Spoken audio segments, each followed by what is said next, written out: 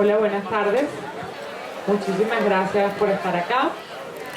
Hoy para Grupo Planeta es una gran alegría estar presentando con el sello Seix Barral El Mago de la Cara de Vidrio. Es una gran alegría no solo por tener a Eduardo Liendo entre nuestros autores, que ya lo tenemos contigo en la distancia, sino porque también es una gran satisfacción para nosotros como editores lo que representa la nueva edición del Mago de la Cara de Vidrio, porque es es un rescate editorial de una obra, un clásico de la literatura venezolana contemporánea, que hacía rato que no estaba en las librerías, que hacía rato que no circulaba entre los lectores y que ya se habían convertido casi que en un incunable.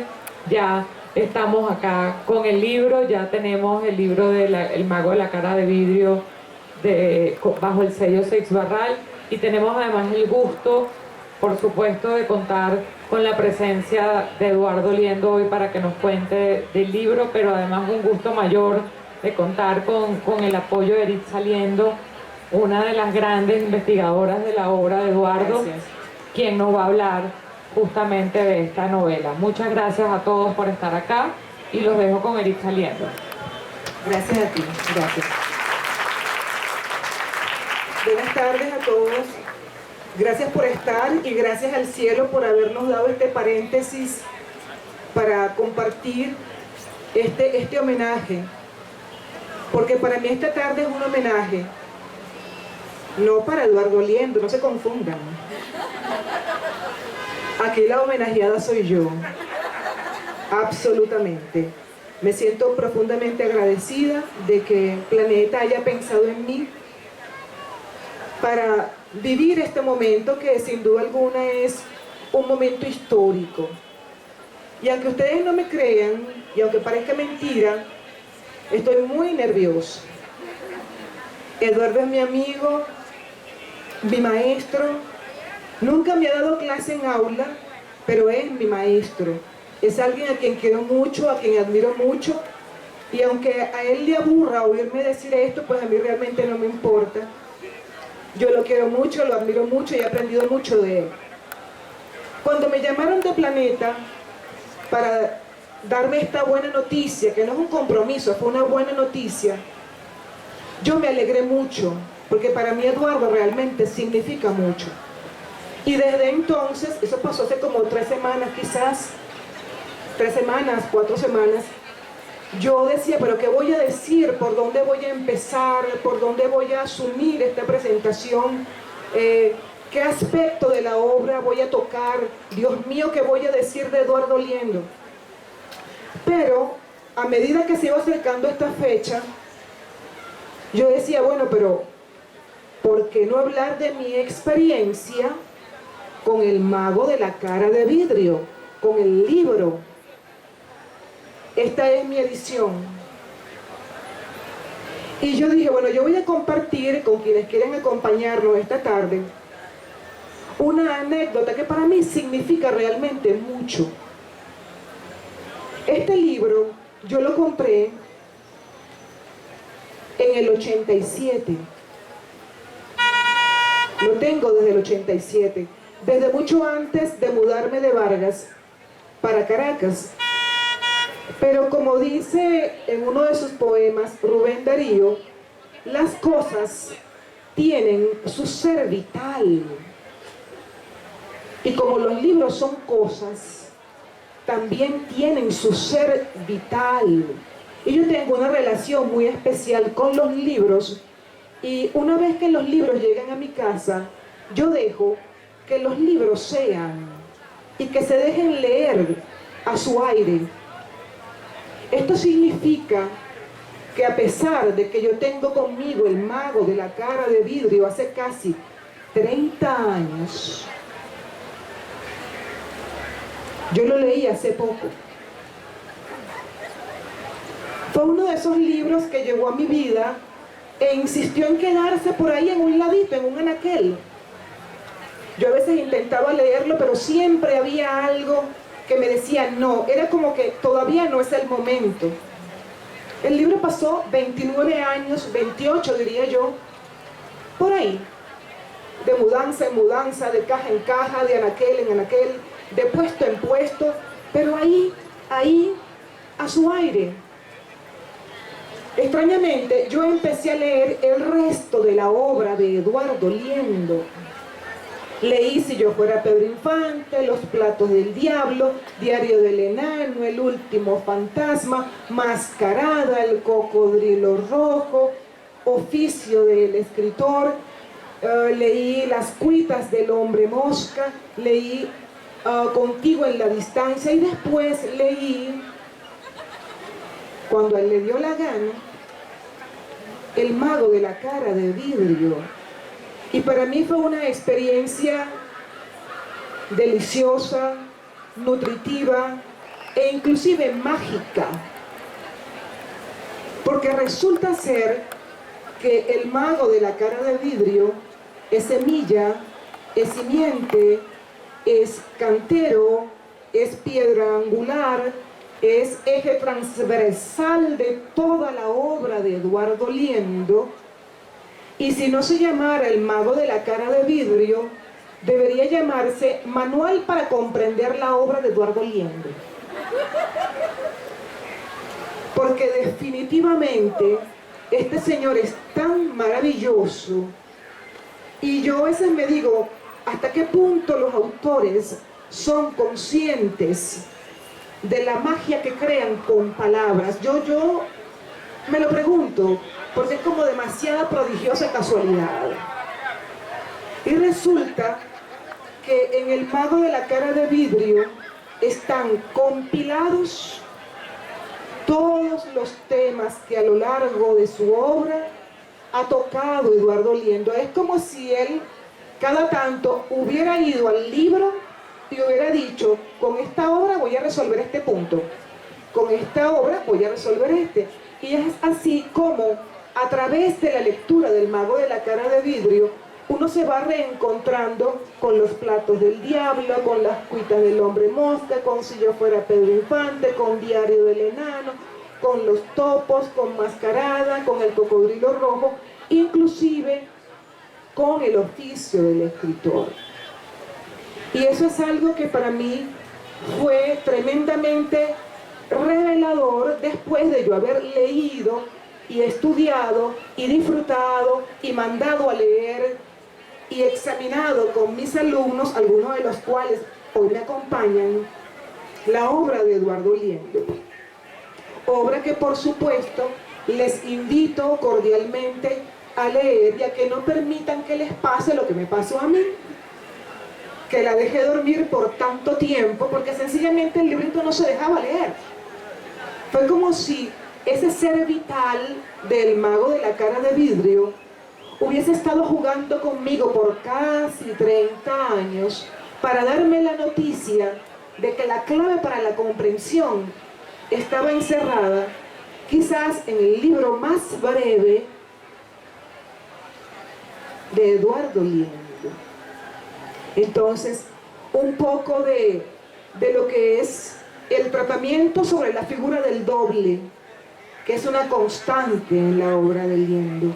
El doble, esa impronta kafkiana que, como él mismo ha confesado en más de una oportunidad, es una impronta y es un signo de su obra.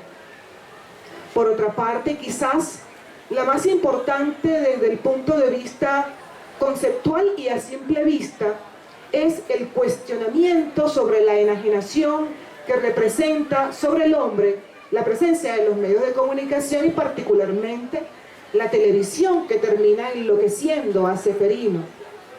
Es una locura deliciosa que lo obliga a escribir esto, que es una especie de diario de enano también, porque Ceferino pierde la testa porque el televisor no lo deja vivir. Esto por una parte, el cuestionamiento del poder, de lo avasallante que puede llegar a ser el poder. De hecho, en El mago de la cara de vidrio hay una escena que se repite casi textualmente en Los topos, que es la protesta de los locos cuando deciden hacer una huelga de hambre en el manicomio. También encontramos muchos vestigios de Si yo fuera Pedro Infante, de las cuitas del hombre mosca, del diario del enano, inclusive del round del olvido, porque también Eduardo ha sido constante en su obra con respecto al espacio que le da a la literatura dentro de la literatura misma. Y eso es algo tremendamente aleccionador. De hecho, hay un pasaje que a mí me gustaría compartir con ustedes, si el tiempo me lo permite. Gracias. Y es, ya les voy a decir. Gracias.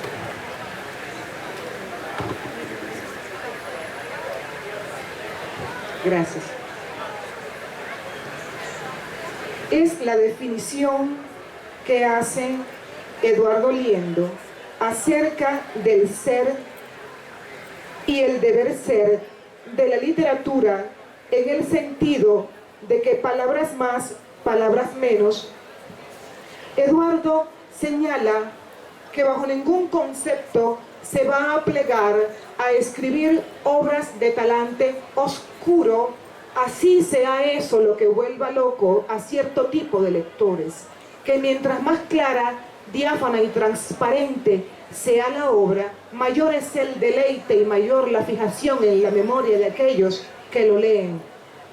Y yo creo que Eduardo ha sido absolutamente leal, consistente y coherente con una formulación que hizo en su primera obra. No se ha traicionado nunca, y quizás por eso es que Eduardo ocupa un importante espacio afectivo en todo aquel que se ha acercado a su narrativa. Y la prueba de eso son ustedes que esta tarde nos acompañan. Hay algo mágicamente hermoso en esta lectura y que me parece un punto muy conmovedor para mí, que leí primero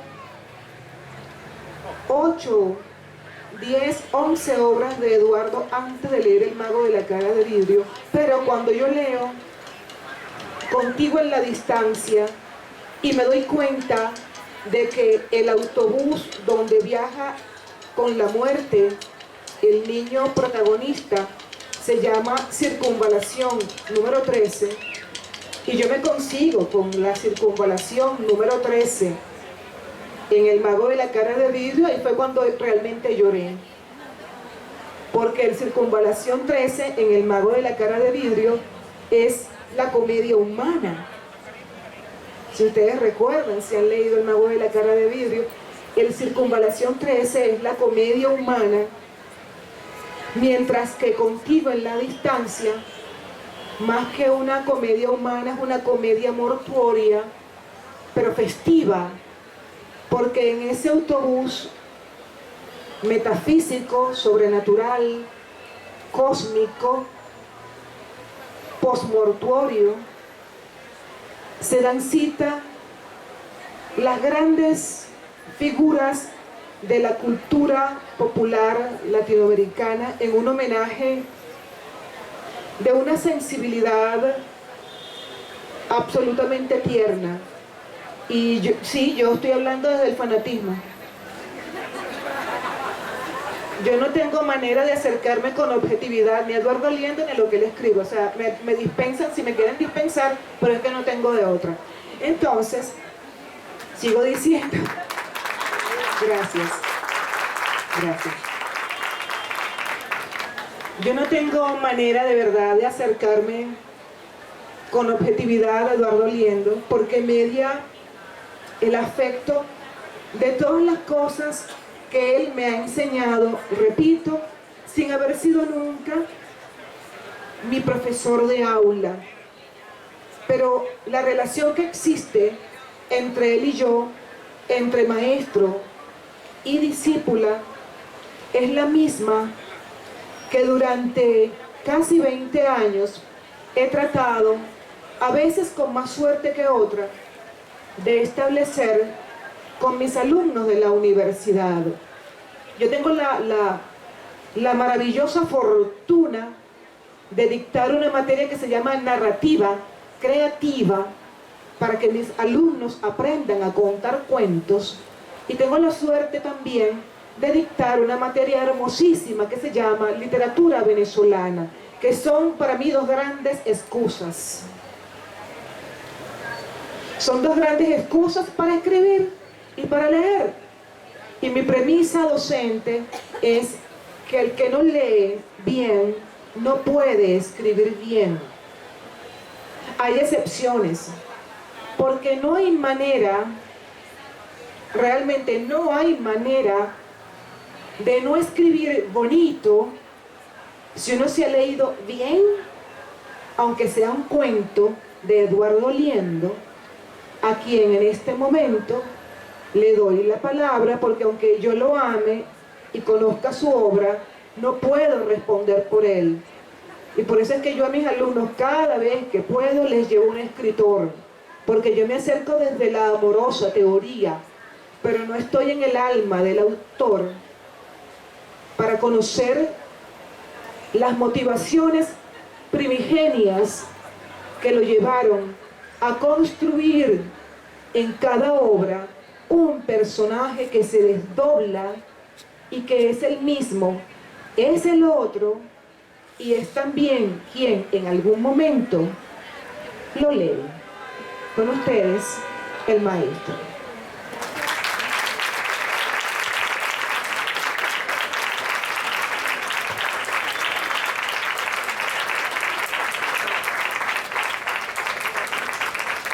Caramba, qué compromiso.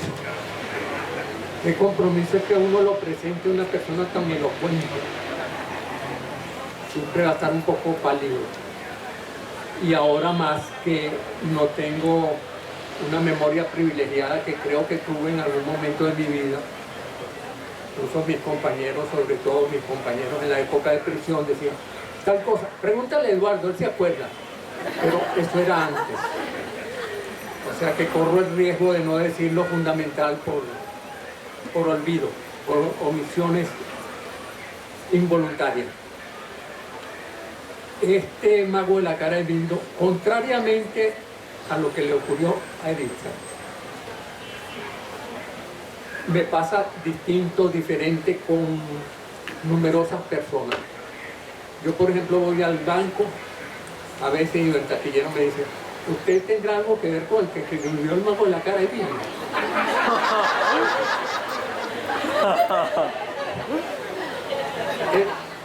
Una enfermera, usted es el del mago de la cara de vidrio. Y llegó un momento en que yo incluso estaba ya como distanciándome del mago de la cara de vidrio. Como decía Antonia Palacio de su libro Ana Isabel, una niña de sencillez, yo estoy de Antonia Palacio hasta que... Así yo estaba poniendo una serie. Entonces, este es un libro muy breve, pero que la prologuista de esta edición, Alessandra Hernández, creo que acertó en el sentido de decir que ¿qué es lo que decía Alessandra? No sé.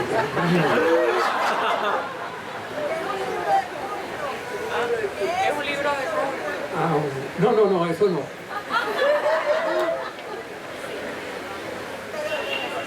Ya me acordaré de lo que quería decir, pero vamos a ir en orden. Este libro está dedicado a mi hermana Zaida, que está presente.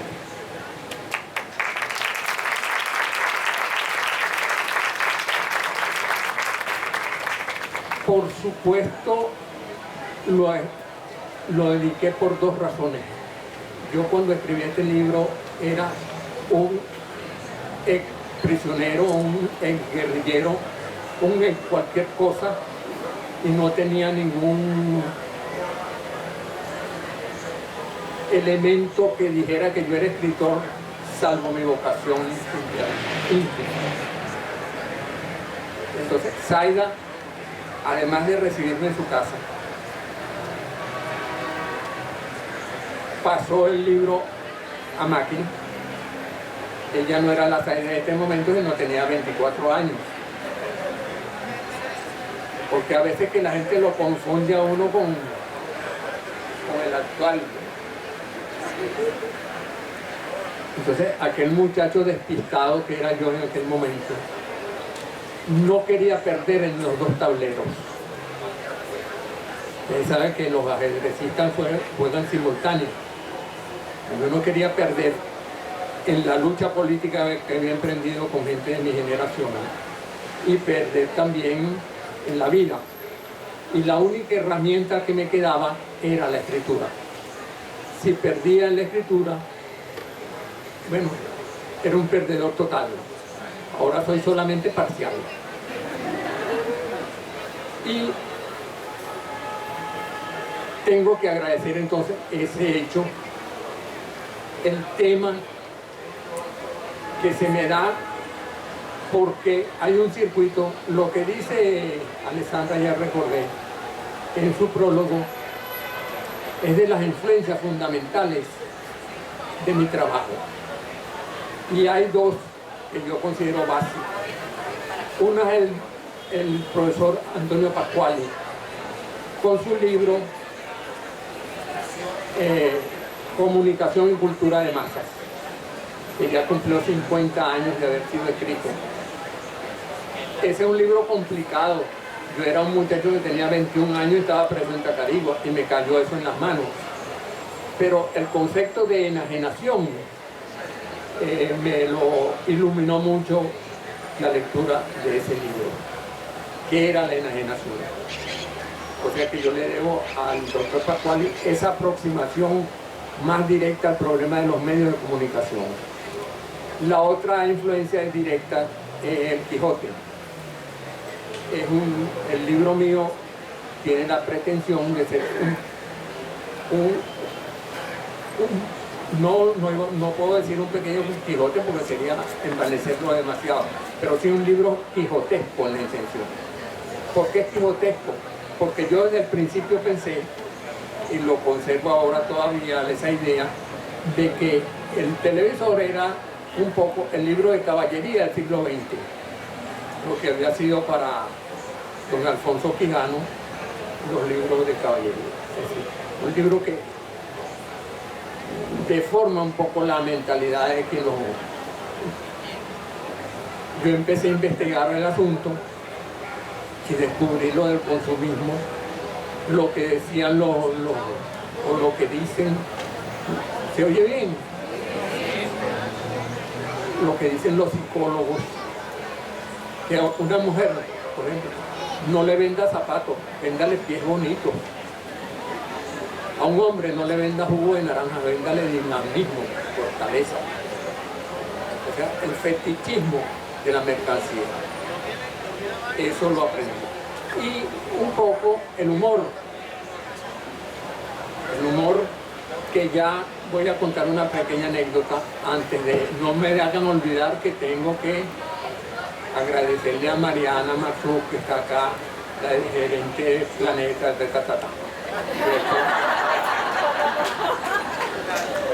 Después uno se le olvidan las cosas fundamentales. ¿Por dónde iba? El humor. Pocas personas saben cuándo se inició su contacto con el humor, con el humorismo. Yo creo tener la clave de esto. Yo estaba preso en Tacarigua y había una tigra mariposa en el Pinar que tenía un quiste en el abdomen. Y yo tenía un pequeño quiste en el abdomen. Y entonces cuando venía la visita, traían el periódico, siempre hablaban de la tigra mariposa del Pinar. Y sin quiste en el abdomen. Y yo quería que me llevaran a la enfermería y no me llevaban. Entonces un día llega la visita, veo el periódico y se murió la tigra mariposa. Entonces yo lo tomé con humor y le escribí una carta al doctor Ramón J. Velázquez, que en ese momento era el director del Nacional, le ponía, quiere decir que si la tigra es más importante, yo soy más resistente. Y ahí descubrí que el humor es como la otra forma, la forma menos trágica, pero no por eso menos contundente, que se puede utilizar. Por eso Baudelaire, déjame poner un poco erudito, dice que el hombre muerde con la risa. Y en cierto modo fue lo que yo aprendí, porque yo aprendí con el mago mi potencialidad como escritor. Potencialidad es cuando uno no sabe que sabe algo y lo descubre. Entonces, por eso a mí, no sé si llamarlos discípulos o los talleristas, aquí hay unos que ya son famosos como Crina Ver, que está por ahí, no sé dónde está Crina.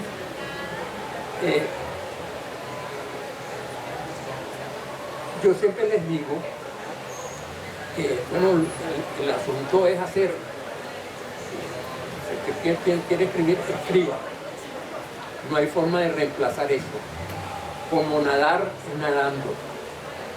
No puede decir tipo Carrito, tipo Tarzán, tipo no. Hay que meterse en la piscina, en el río, en el agua y nadar. Y así es la escritura. Y eso fue lo que yo aprendí.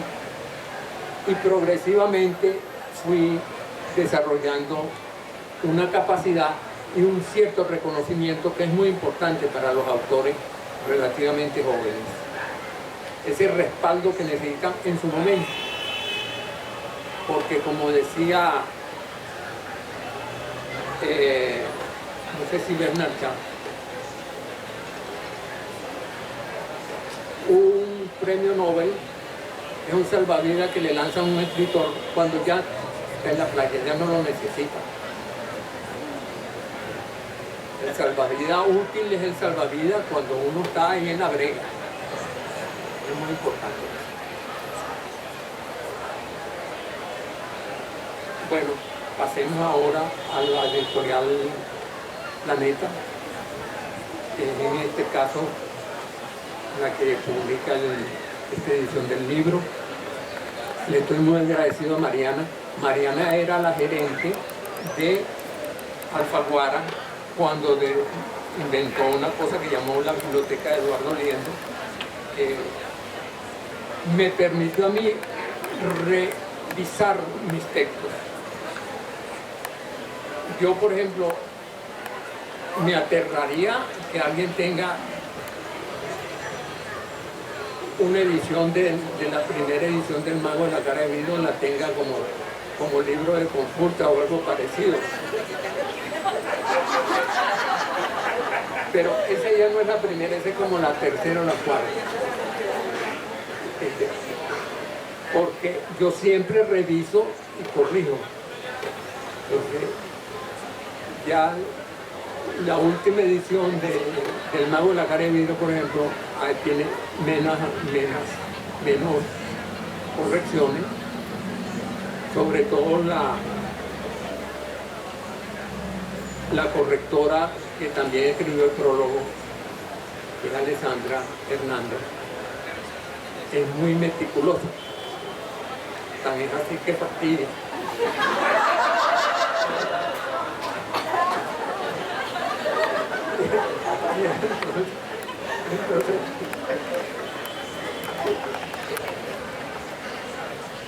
Entonces, que es cierto, que si el otro, que si... Claro, si uno fuese tan meticuloso así, yo creo que no escribiría nada.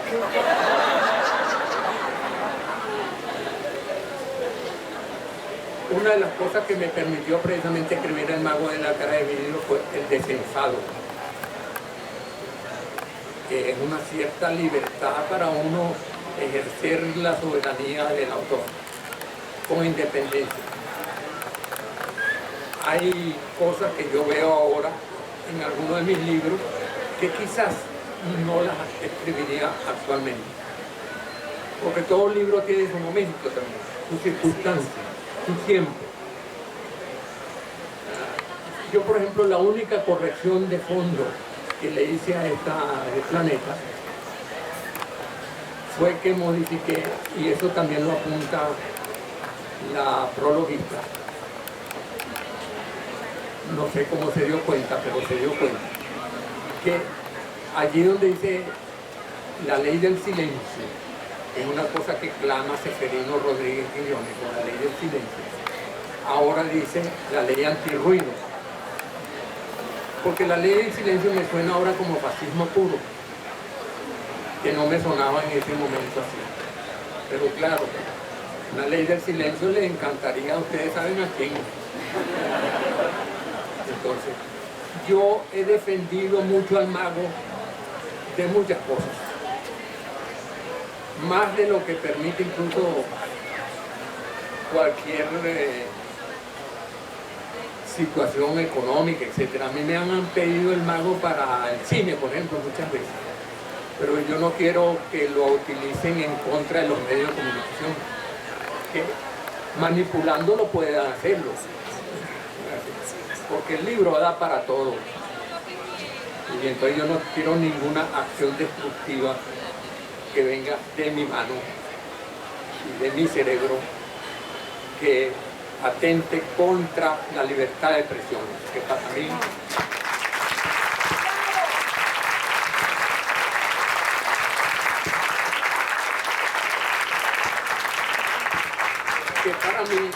no tiene cortapisa. Otras cosas menores sí, bueno, es el personaje, al fin y al cabo no es Eduardo Liendo, es el personaje. Pero el personaje, por ejemplo, tiene datos allí, y yo me doy cuenta ahora que es la antipolítica, por ejemplo. Él dice que hay 5 factores que se confabulan para contrastarlo. Entonces empieza la política, la polución, la poliomielitis, entonces claro, pero poner la política primero, dice, que aunque uno la deteste siempre se la tiene que calar, dice el maestro Seferino. Y claro, es así, pero claro, yo hoy sé lo que es la antipolítica. Es terrible, es terrible. Justamente estamos aquí donde estamos con la antipolítica, porque despreciamos incluso lo que llegamos a alcanzar como civilismo. Lo despreciamos y bueno, siempre la figura del caudillo aparece en la historia de Venezuela. Por más de 150 años, decía Manuel Caballero. Pero no me voy a meter por ahí porque ahí voy a desnaturar la conversación. Pero bueno, es un librito afortunado.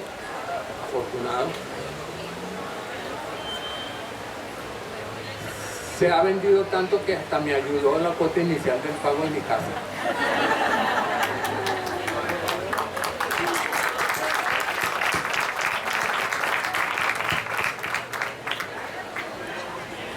Espero que la sigan comprando para ahora pagar el condominio.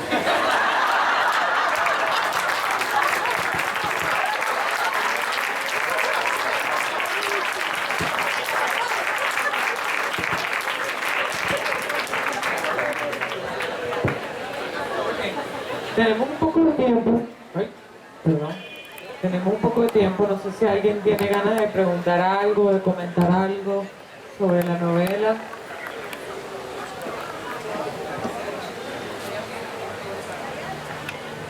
Vale. Ella es Alexandra Hernández, la prologuista del libro. No, es para corregirlo, no se preocupe. Buenas tardes, muchas gracias a Editorial Planeta, a Erixa, profesora, colega, y a Eduardo, por supuesto, quien ha hecho posible, me ha concedido el honor de ser la prologuista de este libro, que me leí, no voy a decir en qué año para no revelar mi edad, pero tenía 12, 13 años cuando lo leí. Y me llamó mucho la atención el título, empezando por ahí. Cuando uno lee en bachillerato siempre lo hace a regañadientes porque es una materia obligada. Pero este libro me divirtió muchísimo, y a mis hermanos también. Y crecimos con, no sé, como con una suerte de echadera de broma del mago de la cara de vidrio del televisor, porque niños al fin nos gustaba mucho ver televisión. Lejos estaba de imaginarme que poquitos años después iba a tener el honor de compartir ese librote, porque yo no lo considero librito, sino librote. Tiene ya 43 años leyéndose, y en el prólogo digo la forma como lo escribió Eduardo. Fue rodeado de liceístas en la biblioteca Paul Harris en la California, y es curioso que hoy en día todavía los liceístas lo lean, inclusive El Planeta lo recomienda en su catálogo. Y también considero una suerte de bendición no solo haber tenido el honor de escribir el prólogo, sino que haya coincidido con los 400 años, la conmemoración de los 400 años de Cervantes, cuya obra más relevante es El Quijote, y usted se inspiró justamente en El Quijote para escribir esto, pues en la novela caballeresca. Yo digo también que usted se adelantó a su época, porque cuando lo escribió en 1973, apenas había la televisión blanco y negro, existía la televisión blanco y negro, y usted ya hablaba de colores. Pero hoy en día, el mago de la cara de vidrio no solo es el televisor, son las tabletas, son los teléfonos inteligentes, son las laptops, y eso indica que usted ya tenía pues una visión muy adelantada a su tiempo. Por eso pues no me queda más que felicitarlo por este nuevo nacimiento, porque cada vez que se reedita un libro, sobre todo en estos tiempos de oscuridad, es encender una luz. Felicitaciones.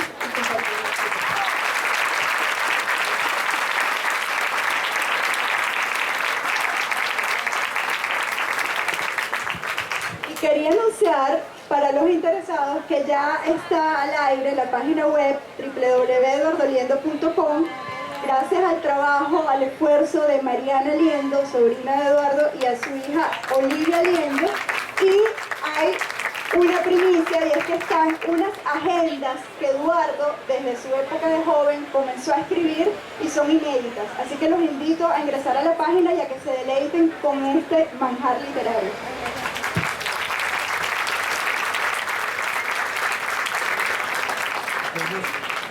Yo no sé si es manjar, pero le agradezco muchísimo a mi sobrina y a mi hija y a la misma Alessandra que pongan este material, que no fue escrito para la publicación, que son las agendas que yo fui llenando así, no del diario, no como un diario, como acontecimientos que me tocaban, y que de pronto comprendí que pueden ser de alguna utilidad, sobre todo para los escritores más jóvenes. Lo único que no me gusta, que lo diga mi sobrina ahorita, es que me ponen puras fotos de viejos. Yo no nací viejo.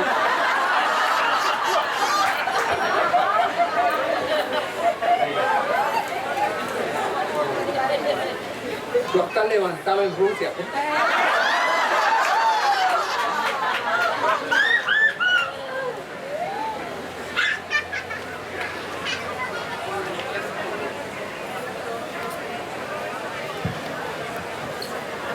Gracias, buenas tardes. Realmente es un placer, es un honor, es una danza bajo la lluvia estar escuchándolos. Realmente gracias por esa clase que nos acaba de dar y por supuesto escuchar al escritor. Quiero decirle que yo leí en el 80 el libro, y además fue tan maravilloso el descubrimiento y había situaciones particulares en mi familia, y el humor que estaba en ese libro me inspiró, es para regalárselo a algunos familiares que hoy en día están por otros rumbos en el mundo.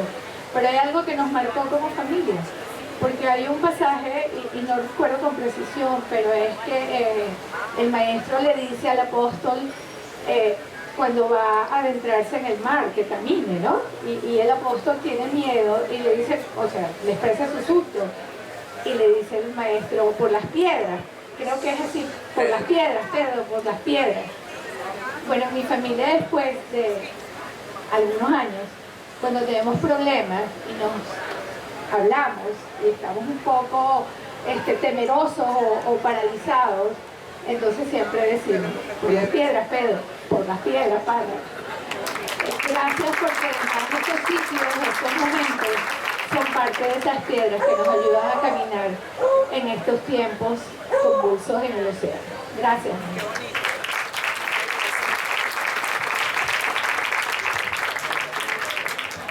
Bueno, en realidad yo siempre quedo abrumado de estas situaciones. Pienso que es el doble. Cuando me dicen por ahí, no, es que yo tengo un doble que yo mando y crea confusión. Porque uno no sabe hasta dónde llega la palabra escrita. La palabra escrita es muy poderosa. Y bueno, ocurre. En estos días me ocurrió, en estos días no, hace 2 o 3 meses, me ocurrió con Laureano Márquez. Laureano, que es un humorista extraordinario, un politólogo extraordinario. Y le preguntaban a él, a varios escritores, por los libros que lo habían marcado. Y él dijo, El mago de la cara de vidrio. Yo quedé como tieso. Porque un hombre de la formación de Laureano, del sentido del humor de Laureano, pues entonces los libros juegan solo. Una de las primeras relaciones que yo tuve con ese libro fue con un crítico profesor de Pensilvania, de la Universidad de Pensilvania, llamado Juan Cruz Mendizábal, que él escribió en una revista un artículo muy extenso titulado La primera salida de Eduardo Liendo, y lo mandó con una carta que decía, quiero seguir de cerca su carrera literaria. Yo, como era un joven que creía que potencialmente realmente iba a prosperar, no le di tanta importancia, la importancia que tenía. Yo creía que eso le llegaba a uno así. No, resulta que son como golpes del azar, ¿no? Ese escritor, el profesor en Pensilvania, después me mandó un recado con Márquez Rodríguez, Alexis Márquez Rodríguez, el desaparecido y querido profesor. Y entonces, hoy me pregunto yo, bueno, ¿cómo le llegó a él eso por allá? Y así, con este libro más que con ningún otro, me ha ocurrido cosas excepcionales en ese sentido del azar, que me las regala el azar. Porque con otros, bueno, es como una cosa más premeditada, más elaborada. Me está ocurriendo curiosamente con una novela muy reciente que es Contigo en la distancia. Algunos me preguntan que si me voy a morir. Digo, no, todavía no, pero ya está. Mi hija que lloró mucho con la novela, yo lloraba con esa novela, yo no me escribí llorando.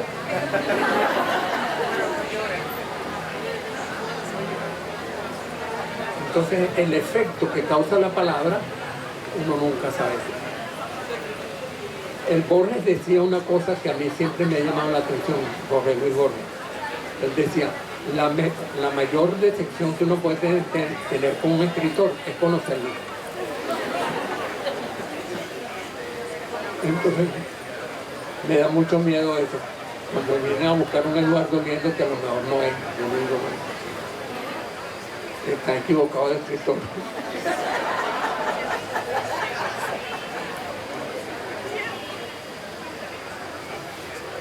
No sé qué me dice. Hay un factor que yo siempre veo en su obra, que hay dos constantes. La primera, el humor. O sea, es impresionante, tanto en El mago como en La cara de vidrio, como en El último fantasma, creo que es un poco más reciente, cómo hace cuestionamientos y cómo a veces manda un mensaje tan serio, pero con un humor que hace que sea divertido. O sea, leerlo siempre es divertido. Y otra cosa que me llama la atención es que en El mago de la cara de vidrio, con esos vestigios de quijotescos, como usted lo denominó, o en la otra novela que mencioné anteriormente, siempre deja como a incentivar a leer otros libros. ¿Esto usted lo hace adrede? Te agradezco mucho la intervención, pero no, pero léanlo, háganle caso a eso.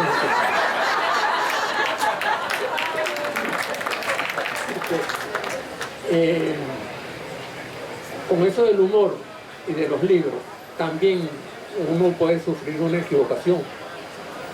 Yo había escrito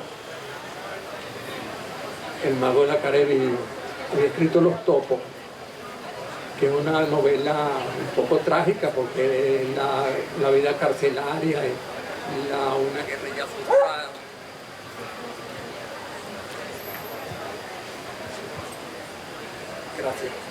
Gracias.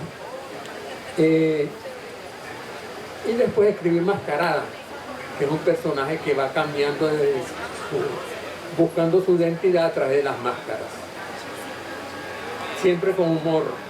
Entonces yo dije, yo necesito escribir una cosa seria, para que no me pongan esa cosa que yo no puedo escribir sino con humor. Y escribí Los platos del diablo, que hay un crimen allí, hay un plagio, una cosa tremenda. Y yo pensé que, bueno, con eso me graduaba. Y entonces, ese libro obtuvo el Premio Municipal de Literatura ese año. Y uno de los miembros del jurado fue Carlos Noguera. Entonces Carlos Noguera, después que premia el libro, un día me encuentra y me dice, Eduardo, el plato del diablo, yo sí me reí con ese libro.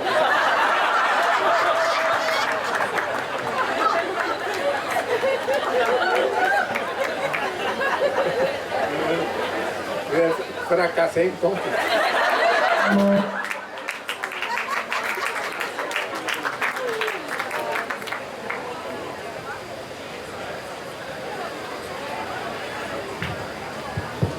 Bueno, creo que no hay otra pregunta.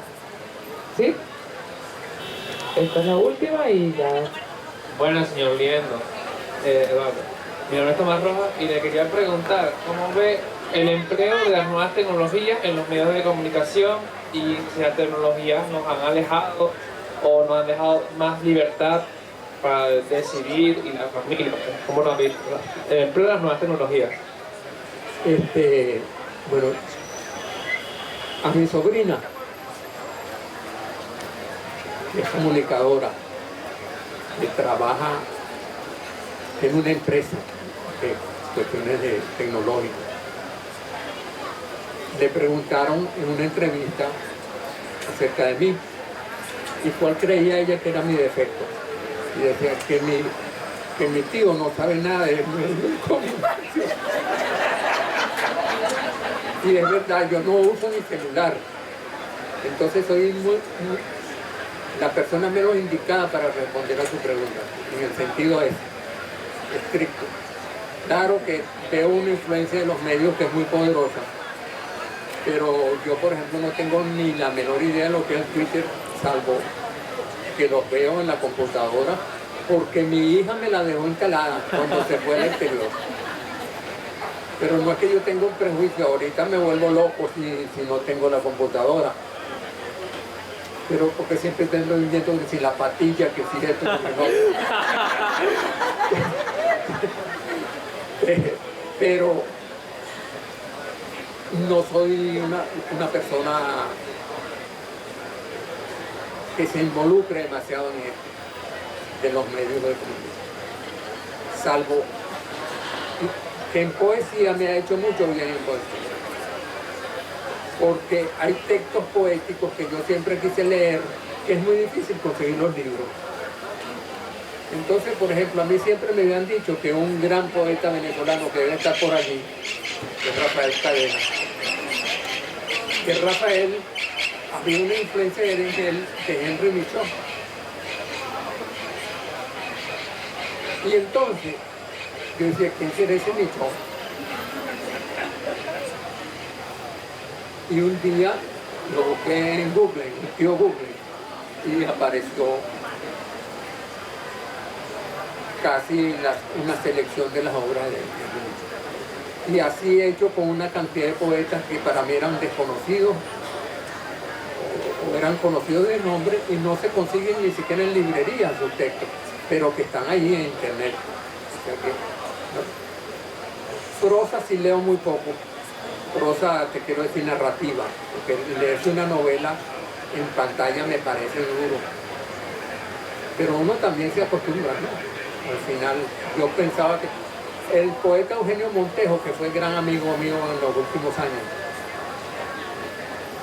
él un día me dijo que cómo haría la gente para vivir sin internet. Y me pareció una exageración de Eugenio, como Eugenio va a decir eso. Y después, cuando yo mismo empecé a utilizar internet, me di cuenta que tenía razón. Salvador Garmendia siempre me perseguía a mí para que escribiera en la computadora.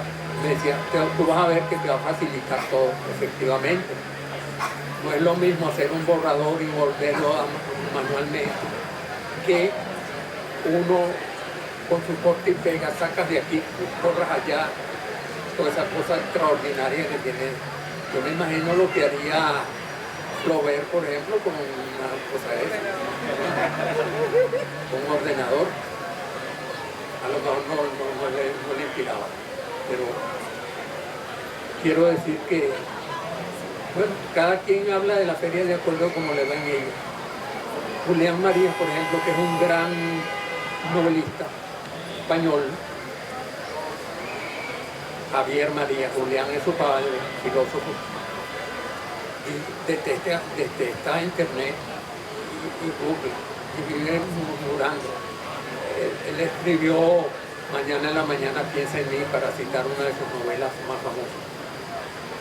Y uno dice, ¿cómo es posible que un tipo tan culto y eso? Pero no le da nota. En cambio, hay otros escritores que si tú le quitas la pantalla, están, por ejemplo, Antonio López Ortega, ustedes lo conocen, gran amigo, porque me ha dicho a mí que él no escribe nada fuera de la pantalla, escribe directamente en la pantalla. Yo no, y si es una cosa erótica me daría mucha pena.